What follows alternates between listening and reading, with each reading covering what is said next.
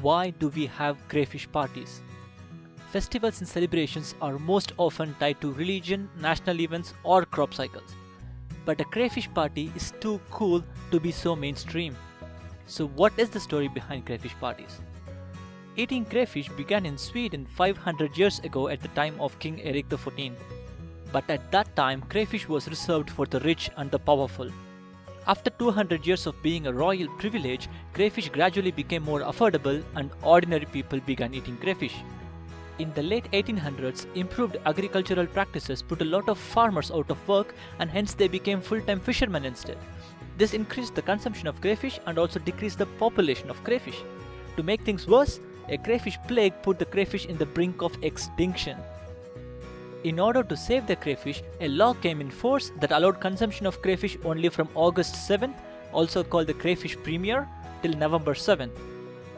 Because something that was so popular became so scarcely available, eating crayfish in August became a highly cherished moment of the year and became associated with a celebratory note, and by 1930, Kräftskiva became an established name for the celebration around eating crayfish.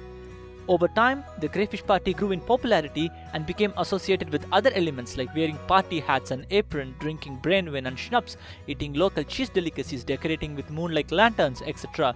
And thus, the crayfish party took shape. But why moon-like figures? Crayfish is a nocturnal animal and hence fishing for crayfish had traditionally been conducted in darkness guided by the moonlight, and hence symbols of moon became closely associated with crayfish parties. Some believe that the moon also symbolizes the transition from summer to autumn. So how's the crayfish population now?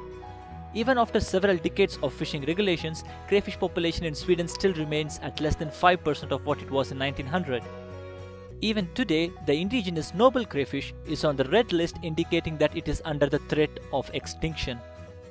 However, the fishing ban on other kinds of crayfish was lifted in 1994 and nearly 2,500 tons of imported crayfish provide for the Swedish crayfish parties every year. Today, crayfish party celebrations in August are a long-standing, deeply rooted and merry-filled tradition in the Nordics, offering much for the locals to cherish and for the expats to relish.